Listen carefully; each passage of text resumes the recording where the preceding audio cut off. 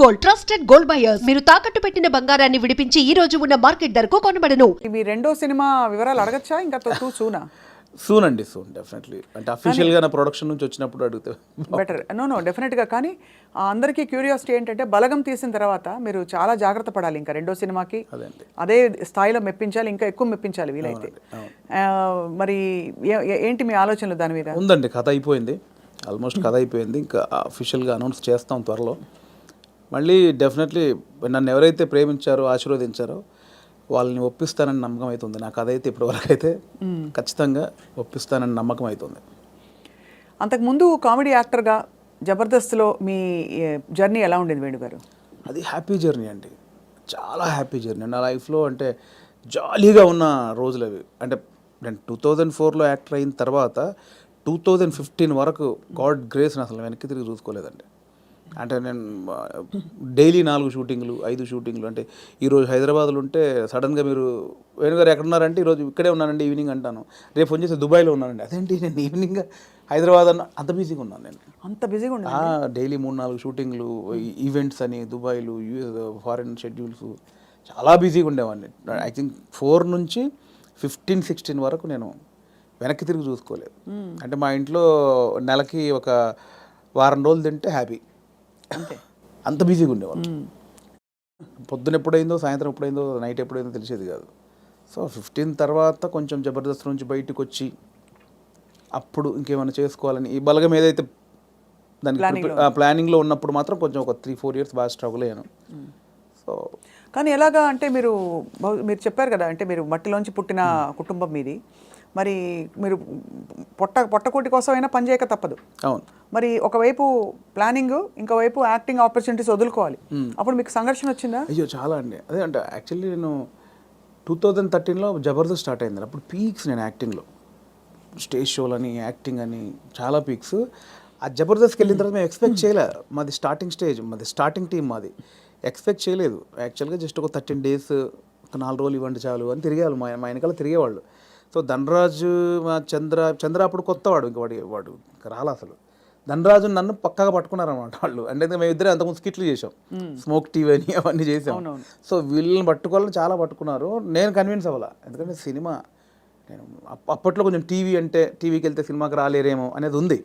ఇప్పుడు లేదు.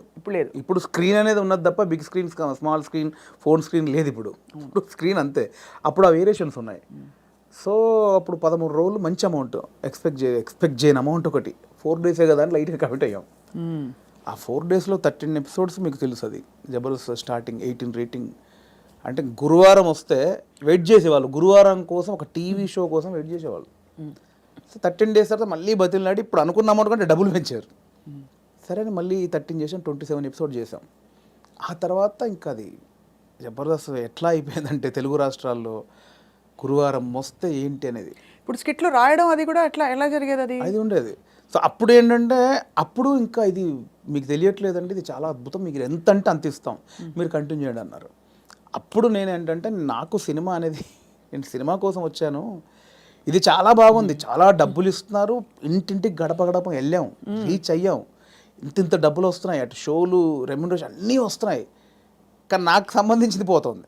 అవును, నేను సినిమా అనుకున్నాను, దీనికోసం రాలేదు, ఇటు పోతే నా సినిమాకు దూరం అవుతాను, దీని నుంచి బయటకు వచ్చాను నేను. అబ్బా చాలా పెద్ద ఇదండి. మామూలుగా సెటిల్ అయిపోతాం మనం, పైసలు వస్తున్నాయి కదా ఎందుకు భయ నీకు, అందుకని బయటికి వెళ్ళాక 1.5 year తర్వాత ఇది రైజ్ అయిపోయింది. అంటే ఇంటర్నెట్ ఫ్రీ అయిపోయి ప్రతి ఒక్కరికి సెల్ ఫోన్ చేతిలోకి వచ్చేసి ఇది వైరల్ అయిపోయింది. అప్పుడు ఏమైంది, నేను జబర్దస్త్ కొన్ని చేశాను కాబట్టి సినిమాలో కొంచెం దూరం అయిపోయా, టీవీకి వెళ్ళడం వచ్చేసి. అవును ఇది వచ్చేసిందని నేను దాన్ని పక్కన పెట్టేసి సినిమాకి వచ్చేసరికి ఇది పక్కకు పెట్టేశారు. అరే ఇలా అయింది ఏంటి అని కసిలో మళ్ళీ ఒక 1 year చేసాం.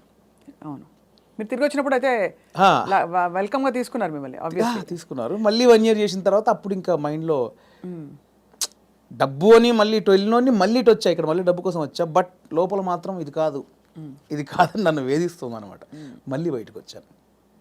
ఆ మళ్ళీ బయటకు వచ్చిన తర్వాత 2015 మిడ్లో బయటకు వచ్చామండి.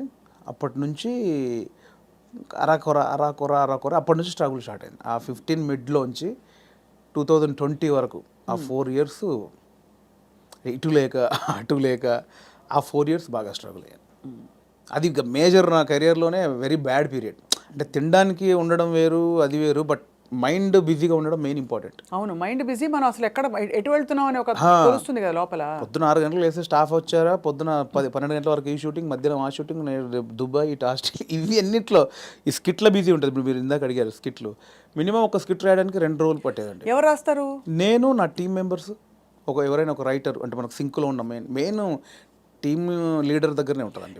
ఇంప్రూవ్ అని ఉంటుందండి యూఎస్ లో, అంతా ఉంటుంది ఇది. 100% ఇంప్రొవేషనే స్కిట్ అండి, స్కిట్ రైటింగ్ ఏ ఉండదు. సో మీకు దానికి నేపథ్యం, మీరు Depends థియేటర్కి అది. వెళ్ళారా?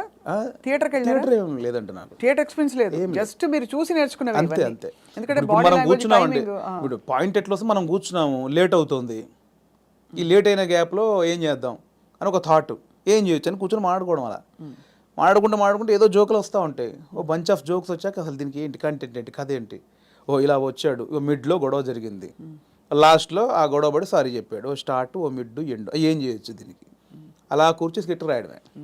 అలా టీం అంతా రాయడం, ఆలోచన ఎక్కడైనా పాయింట్ వస్తుంటుంది. అది టైమింగ్, ఎడిటింగ్ లో అసలు అంటే మా టైంలో అయితే ఎడిటింగ్ సెన్స్ లేకుండానే దింపేసేవాళ్ళం అండి. నింపేశారు. ఇప్పుడు ఎలా ఉందో నాకు తెలియదు. నా ధనరాజు కానీ, నేను కానీ, అప్పుడు రాఘవ్ గారు కానీ, చంద్ర కానీ, అంటే అప్పుడు ఇప్పుడంటే పాపం వాళ్ళు జబర్దస్త్ వాళ్ళకి ఇప్పుడు వాళ్ళకి ఏమైందంటే కొన్ని వేల పాయింట్లు టచ్ చేశారండి. అవును, ఎన్ని స్కిట్లు అయి ఉంటాయి, కొన్ని వేల స్కిట్లు అయి ఉంటాయి, వేల పాయింట్లు టచ్ చేశారు. ఇంకేం చేయాలో అర్థం కాక వాళ్ళకి. అవును. అప్పుడు మేము కొత్త కాబట్టి మాకు అన్ని కొత్తయే, ఆల్ పాయింట్స్. ఇప్పుడు అత్తా కోడళ్ళు ఓ 100 పాయింట్లు ఉంటాయి, అప్పుడు మాకు అవన్నీ కొత్త. ఇప్పుడు అత్తా కోడలు చేయమంటే ఏది చేసినా కూడా ఆల్రెడీ చేసినట్టే ఉంటుంది. సో అట్లా మాకు చాలా పాయింట్స్ దొరికేవి. ఇప్పుడు చంద్ర మొత్తం ఫ్యామిలీస్ మీదకి వెళ్ళిపోయేవాడు, నేను అన్నీ కొంచెం టిపికల్గా ఉండాలి, అరే నేను ఈ కొంచెం కొత్తగా ఏదో చేసేవాడిని, ధనరాజు ఇంకో, అట్లా ఎవరి కేటగిరీ వాళ్ళకు ఉండేది. సో అప్పుడు పోటాపోటీ బాగా చేసాము. సో ఆ 15 నుంచి బయటకు వచ్చాక అంత మంచి రెమ్యునరేషన్స్ కానీ, ఈవెంట్స్ కానీ, మీకు తెలుసు ఈవెంట్స్ ద్వారా మంచి ఆర్టిస్టులకు మంచి ఆదాయం ఉంటుంది, చాలా బాగుంటుంది. అదే కదా. సో అటు ఇటు మిస్ అయ్యి ఈ 15 నుంచి 20 వరకు నేను దాదాపు మీరు ఎక్స్పెక్ట్ చేయలేని అమౌంట్ మిస్ అయిపోయాను. సో ఆ లోపల అది ఉంటుంది, అది బాధ అనమాట, తిండికి బాధ కాదు. అనవసరంగా దాంట్లోంచి బయటకు వచ్చావు, ఇప్పుడు ఇంత పోయింది, ఇప్పుడు ఇది లేదు అది లేదు.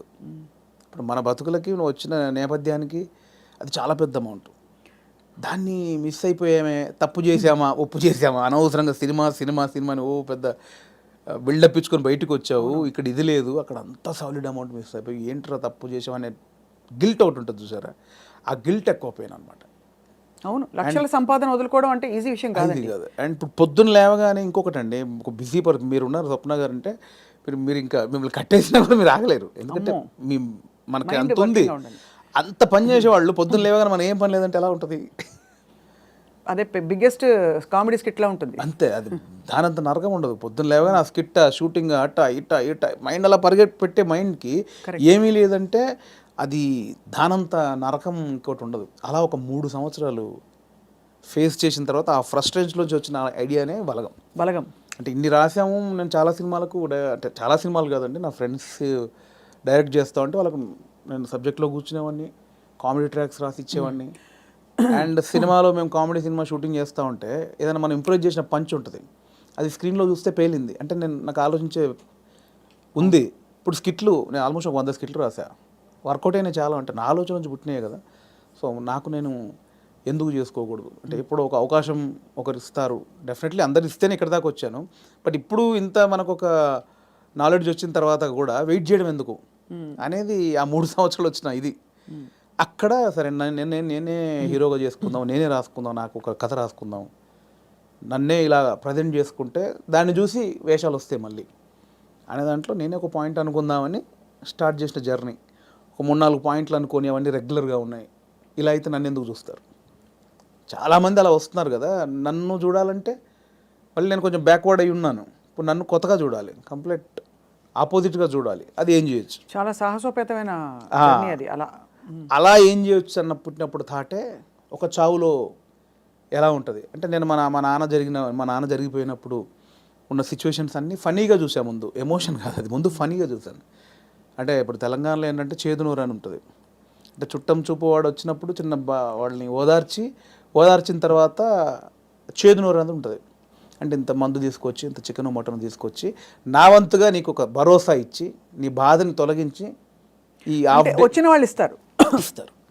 అంటే ఆచారం ఏంటంటే అండి, ఇప్పుడు నేనున్నాను, నాకు ఒక మా ఇంట్లో ఎవరో చేదు జరిగింది, ఎవరో చనిపోయారు, చేదు జరిగింది. మా బావనో మా మామయ్యను బావ మరిది ఎవడు ఆడు వచ్చి నన్ను ఓదార్చి సరే బావ జరిగిపోయిందని ఈ బాధను దూరం చేయాలి. నాకు ఏదైతే ఆ మిస్సింగ్ ఫీల్ ఉందో దాన్ని దూరం చేయగలని ఏం చేయాలి, ఇంత మందో బిందో తీసుకొచ్చి కాసేపు 2 గంటలు సపోర్ట్ ఉండి కడుపు నిండా తినబెట్టి ఏం కాదులే నేను ఉన్నానులే అని ఆ సపోర్ట్ ఇచ్చే వెళ్ళే విధానం అనమాట అది. కరెక్ట్, అవును. సో అదొక ఆచారంగా వచ్చింది, చేదు నోరు అంటాం. ఇప్పుడు పెద్ద ఫ్యామిలీ అనుకోండి, ఇప్పుడు ఇప్పుడు ఇప్పుడు ఇప్పుడు బాంబేలో ఉంటారు ఒకరు బావంట ఆయన, అక్కడ 10 మంది చుట్టాలు ఉన్నారు, ఇక్కడ చనిపోయింది కంపల్సరీ రావాలి, వస్తారు, ఈ ప్రక్రియ చేయాలి. ఇప్పుడు 10 మంది 10 రోజులు ఉండలేరుగా, 2 రోజులు చేసి వెళ్ళిపోవాలి. అవును. సో 10 మందిది వీడు తాగాలి, నేను తాగాలి, తినాలి. తాగాల్సిందేనా అంటే బాంబే నుంచి వచ్చాడండి పాపం, అంతే కదా, మా బావకి ఇలా జరిగిందని ఏదో ఆయన తృప్తికి చేసే, నేను ఒక ముక్కనాన్ని తినకపోతే ఆడేమనుకుంటాడు, ఫీల్ అవుతాడు కాబట్టి చేయాలి, కంపల్సరీ. సో ఈ ప్రాసెస్ మా నాన్న జరిగింది అనమాట. మాది పెద్ద కుటుంబం, మా అమ్మకి నేను 9వ వాడిని, మా పెదనాన్నలు 6, మా మేనత్తలు 3. ఆహా. సో మా ప్రతి పెదనాన్నకి ఫ్యామిలీ మినిమం 10 మంది, 7 మంది, 8 మంది, వాళ్ళందరూ వచ్చి 200 మంది మా కజిన్స్ ఉంటారు, అన్నయ్యలు వదినలు వాళ్ళ పిల్లలు అందరూ వచ్చేసి ఏమైపోయిందంటే ఆ 11 రోజులు మా నాన్నది చనిపోయిన నెక్స్ట్ డే నుంచి మార్నింగ్ ఒక సెటప్, 11 o'clock ఒక సెటప్, 1 o'clock తప్పదు. దీనిలో ఏం జరుగుద్ది, ఇప్పుడు నేనున్నాను, మీరు వచ్చారు, రాగానే సరే బావ ఇలా జరిగిందంటే సరే కూర్చో తాగదు అంటే కాదు కదా, మీరు అడుగుతారు ఎలా జరిగింది బావ ఏంటి అంటే నేను చెప్పాలి, నేను ఇలా ఉన్నట్టు నాన్న చూస్తూ అని ఏడవాలి. ఓకే అయిపోయింది. ఇప్పుడు 12 o'clock ఇంకోటి వచ్చాడు, వాడికి కూడా సేమ్ ఏడవాలిగా. రాగానే రాబావ కూర్చోండి, వాడు మళ్ళీ చూసేవాడు ఒక కంట నీరు కూడా పెట్టలేదు, వాడు రాగానే తాగినని వాడు అనుకుంటాడని వాని కోసం మళ్ళీ సేమ్ ప్రాసెస్. ఏమైందంటే నానిలా లేడు అన్నీ అంటే నాకు అలా ఉంది. ఎలా జరుగుతుందంటే వస్తున్నారు, తాగుతున్నారు, ఏడుస్తున్నారు, తింటున్నారు, పంటున్నారు, ఏడుస్తున్నారు, ఏంద్రా అది. అప్పుడు నా చిన్న వయసు 99లో మా నాన్న చనిపోయినప్పుడు ఆ వయసులో నాకు అది అనిపించింది, మీరు సెలబ్రేట్ చేసుకుంటున్నారా, బాధపడుతున్నారా, ఎంజాయ్ చేస్తున్నారా అనేది ఒకటి ఉంది, ఎప్పుడో చూసినది. అది ఇక్కడికి షిఫ్ట్ అయిందనమాట. ఎలాంటి కథ చేయొచ్చు అదే అదే అదే అదే అన్నప్పుడు మా ఫ్రెండ్ ప్రదీప్ అద్వైతం అని ఇప్పుడు నెక్స్ట్ వైజయంతి మూవీస్లో పెద్ద సినిమా చేస్తున్నాడు. సో నాకు బెస్ట్ ఫ్రెండ్ అనమాట. సో తనే ఏంటంటే ఒకసారి 10 days కనిపించలా, మళ్ళీ వస్తే డార్లింగ్ ఎక్కడికి వెళ్ళామంటే ఇట్లా మా పెద్దనాన్న చనిపోయాడు రా, గమ్మతుంటుంది మన తెలంగాణలోని మా తాగుడు గోల ఇలా ఏడుపు అని అన్నాడు. అది స్ట్రైక్ ఏదో బాగుంది కదా అని ఒకసారి రివెండ్కి వెళ్తే మా నాన్నది ఇంత జరిగింది కదా ఫన్ ఇక్కడ, ఇది కదా మనం ఆపోజిట్గా చెప్దాం అనుకున్నాం. అక్కంచెలు మొదలైన కథ. సో అప్పుడు ఒక 4 సీన్లు రాసుకొని ఫ్రెండ్స్కి చెప్తే వాళ్ళు హిలీరియస్గా నవ్వి దానికి ఇంకో 4 సీన్లు వేసి.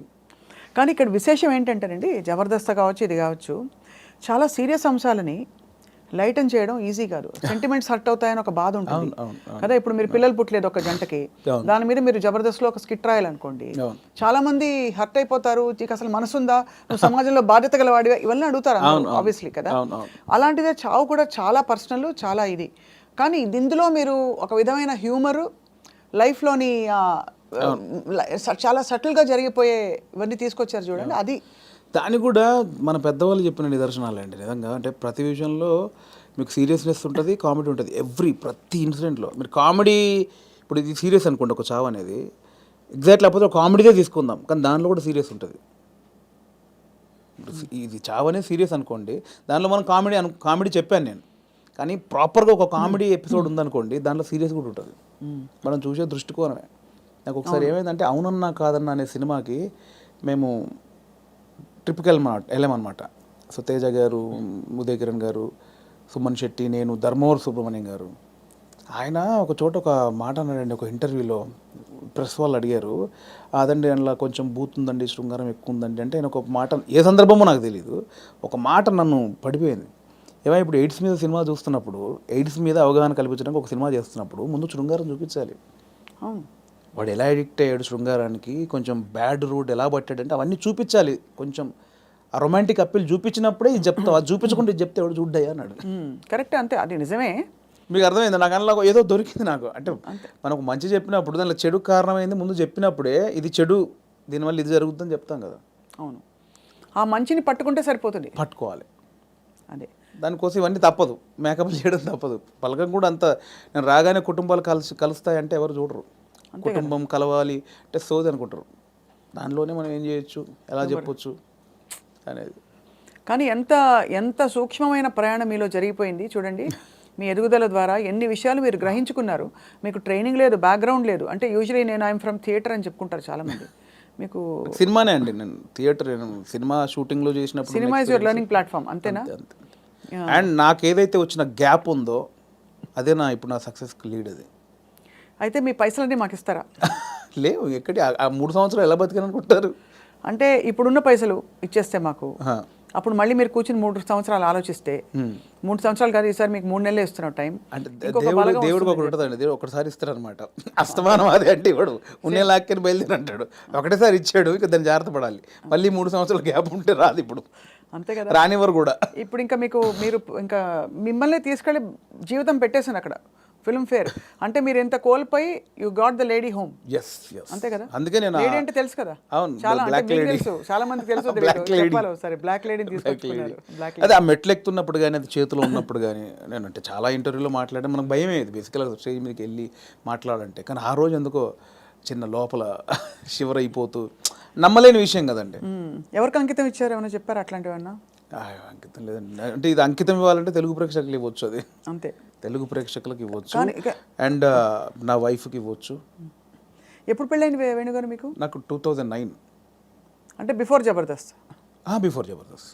మీ పెళ్ళైన తర్వాత మీ లైఫ్ జబర్దస్త్ గా మారింది, అంతేనా? ఇందులో 2 అర్థాలు ఉన్నాయి. అందరికీ రకరకాలుగా మారింది. మేడం గారు పాప నన్ను చూసి తిట్టుకుంటారేమో. మేడం గారికి కంగ్రాచులేషన్స్ చెప్తున్నాను. మీ వైఫ్ పేరండి? శ్రీలత. శ్రీలత గారికి కంగ్రాచులేషన్స్, మీ వారు సాధించి ఛేదించి చూపించారు. అది డెఫినెట్లీ నా వైఫ్ సపోర్ట్ 101% ఉందండి. ఈ 5 years జర్నీలో నేను ఏది పట్టించుకోలేదు బేసిక్గా. అవునా? ఏది పట్టించుకోలేదు ఇన్ సెన్స్, అంటే డబ్బు ఉండగానే అన్ని కాదు. ఇది ఒక్కటి కట్ చేసి మేము thumbnail పెడితే ఏముంటుంది? మా వైఫ్ నన్ను ఈ 5 ఏళ్లలో అస్సలు పట్టించుకోలేదు. మీరు ఏదైనా పెట్టొచ్చండి, నేను అడిగింది మీరు పెట్టరు, నేను వద్దన్నది మీరు ఆపరు. జోక్ నాకు అంటే మిమ్మల్ని చూస్తే మా అందరికి జబర్దస్త్ స్ఫూర్తి వచ్చేస్తుంది అనమాట. నా వైఫ్ సపోర్ట్ 100% ఉంది. తను నాకు ఎక్కువ బర్డెన్ ఇవ్వలేదు, పిల్లల విషయంలో కానీ ఫ్యామిలీ విషయంలో కానీ నన్ను అర్థం చేసుకుంది బాబు. చాలా అవసరం కదండి ఎందుకంటే ఏ సినిమాలు అంటావేంటి, ఉద్యోగం చేసుకోక అని అనే వైఫ్స్ ఉంటారు, లేదు వచ్చే పని చేసుకోవచ్చు కదా అని అనేవాళ్ళు ఉంటారు. అంటే ఈ మ్యూజిక్ సినిమా ఫీల్డ్ మీకు తెలుసు, నిద్ర పట్టదండి బేసిక్గా. 11 అవుద్ది, 12 అవుద్ది, సినిమాలు చూస్తూ ఉంటాం, కళ్ళు స్ట్రెయిన్ అయిపోతుంటాయి, ఆల్బెడ్ మీద పడుకుంటాం, అలా అయిపోతాయి కళ్ళు. అలా ఏదో మనకు పోలీసులు టార్చర్ చేసి అలా పెడతారు చూడండి, ఇప్పుడు పీపుల్స్ ఎన్కౌంటర్ సంథింగ్ సినిమాలో అలా పెడతారు, అలా అయిపోతాయండి. పట్టదు నిద్ర. అంటే ఎలా ఇది ఎట్లా ఏం చేయాలి, ఇది ఓకే అవుద్దా కాదా, నెక్స్ట్ పాయింట్కి వెళ్దామా, కానీ మళ్ళీ కూర్చుంటాం, మళ్ళీ ఏదో సినిమా పెడతాం, మళ్ళీ ఏదో చేస్తాం, అవ్వదు. అలా 5-6 అయిపోతాయి. అట్లేదండి, మళ్ళీ సినిమా చూద్దాం, దొరకవు సినిమాలు, దొరకవు. అవును, సరే మనకు సంబంధించిన సినిమా ఎంతసేపు చూస్తావురా, ఎంతసేపు నీ నెక్స్ట్ కథకు కొంచెం నవ్వుకోవడానికి ఒక సినిమా చూస్తాం, ఏదో పెడతాం, ఇది కాదు మళ్ళీ అది పెడతాం, ఇది కాదు ఇంకోటి ఏదో వెబ్ సిరీస్, ఇది కాదు బుక్ పడతాం. అంటే నాకు తెలిసి ఇప్పుడు అనుభవిస్తున్నాం కదండి, మేబీ 2-3 సినిమాలు చేసిన తర్వాత మైండ్ సెట్ అయిద్దేమో మేబీ. దీన్ని అంటే వర్కే లైఫే అనేది నాకు తెలిసి కొంచెం ఎక్స్పీరియన్స్ తర్వాత నాకు అలవాటు అవుతాం. ఇప్పుడేమో ఎంతసేపు ఇంత ప్రేమించారు, ఇంత గౌరవించారు, మంచిది చెప్పాలి, చెప్పకపోతే గౌరవం పోద్దేమో. నువ్వు జెన్యూన్ ఫీలింగే, బట్ అంటే మీరు హ్యాండిల్ చేయాలి కదండి. అండ్ ఇప్పుడు నాకు అంతకుముందు యాక్టర్గా ఉన్నప్పుడు ఎలా ఉంటుందండి, పొద్దున్న స్టాఫ్ వస్తారు, చిన్న 7 o'clock వెళ్తాం, 8 o'clock లొకేషన్ వెళ్ళగానే కలర్ఫుల్గా దిగ్గానే యూనిట్ మొత్తం 200 మంది ఉంటారు, ఎవరెవరు యాక్టర్లు ఉన్నారు, చిన్న సరదాగా ఉంటుంది. క్యారవాన్కి వెళ్ళామా, రెడీ అయ్యామా, తృప్తిగా వచ్చామా, చేసామా, 6 అయిపోయిందా, కథం ఈ షూటింగ్ అయిపోయింది ఇంటికి. ఇప్పుడు అలా కాదు కదండి, రూమ్లోనే పొద్దున్న లేస్తే ప్రాజెక్ట్ అయిపోయేంత వరకు సబ్జెక్ట్ క్లారిటీ ఉందా, ప్రొడ్యూసర్ ఏమంటాడు, హీరో ఏమంటాడు, ఇది మనం అనుకున్నది కరెక్ట్ వర్కౌట్ అవుతుందా, ఏమైనా డైల్యూట్ అవుతుందా, ఈ దాంట్లోనే అయిపోతుందండి ఎప్పుడు మైండ్. దీనివల్ల నాకు ఏమైందంటే డైరెక్టర్స్ మీద ఇప్పుడు విపరీతమైన రెస్పెక్ట్ వచ్చేసేది నాకు. అంతకుముందు ఏముంది, వీళ్ళు తీస్తారులేదు సినిమా, వీళ్ళు ఇంట్రా దీనికి ఎక్కువ చేస్తారు అనిపించేది. ఇప్పుడు అది భరించిన తర్వాత నాకు ప్రతి దర్శకుడి మీద రెస్పెక్ట్ వచ్చేసింది. మరి నాకు మొన్న ఎవరో ఒక కథ చెప్తానన్నయ్య, నీకు ఒక చిన్న మీరు ఇంపార్టెంట్ క్యారెక్టరు అంటే, నా దాంట్లో నెక్స్ట్ వీక్ అని 3 వారాలు తోసేసాను. తర్వాత పాపం అనిపించి వస్తానంటే, అన్న మీరు ఎక్కడ రమ్మంటారు, మీ ఆఫీస్కి రమ్మంటారా, లేదా కాఫీ షాప్లో కూర్చుంది, ఇవన్నీ అంటున్నాడు అతను. మీ ఆఫీస్ ఎక్కడ ఉందో చెప్పిన వస్తా. వద్దన్నా మీరు అలా అంటారండి, సారీ అని ఇబ్బంది పెట్టి, అదేం లేదు తమ్ముడు, అంటే నేను మీ ఆఫీస్కి వస్తానా, లేదా కాఫీ షాప్లో కూర్చున్నా, నీ ఆఫీస్ చెప్పు, నీ ఆఫీసు నీ టేబుల్ ముందు నీ చైర్ ముందే కూర్చొని వింటాను, నాకు ఎక్కడొద్దని చెప్పాను. ఎక్కడో సందులో చిన్న సినిమా, అక్కడికి వెళ్ళి కథని వచ్చా. ఎందుకంటే నాకు ఆ రెస్పెక్ట్ వచ్చేసింది. అది చిన్న సినిమానే పెద్ద సినిమా అయినా పాపం వాడు ఎంతో టైం పెట్టి ఒక ప్రొడ్యూసర్ని ఒప్పించి ఆ టీంని సెట్ చేసుకొని ఆ ప్రాసెస్ ఉంటుంది చూసారా, అది అనుభవించాను కాబట్టి నాకు రెస్పెక్ట్ వచ్చేసింది. సీరియస్లీ మోసేవాడికే తెలుసు అంటారు కదండి, కాబట్టి అవును ఖచ్చితంగా. అది నొప్పి నాకు ఆఫ్టర్ డైరెక్ట్ అయ్యాక తెలిసింది నాకు. And for more videos, Please subscribe to iDream. Please subscribe to iDream. Please subscribe iDream. And please subscribe to iDream. For more videos, subscribe to iDream. please like, share and subscribe to the channel. Congratulations, iDream. Subscribe to iDream. Subscribe to iDream. So subscribe to iDream Media. iDream ki iDream team andarki huge congratulations. Please subscribe iDream Media. Please subscribe to iDream. Subscribe iDream. Please subscribe to iDream. iDream అంటే నా కళల channel subscribe చేసుకున్న నోరు తిరుగుతలేదు, మీరైతే గంట గుర్తు కొట్టండి. For more such videos, please subscribe to iDream. Subscribe to iDream. Please subscribe to iDream. Please subscribe iDream Media. Please do subscribe to iDream. Please subscribe to iDream Media. For best entertainment and information, please subscribe iDream. And don't forget to subscribe to iDream.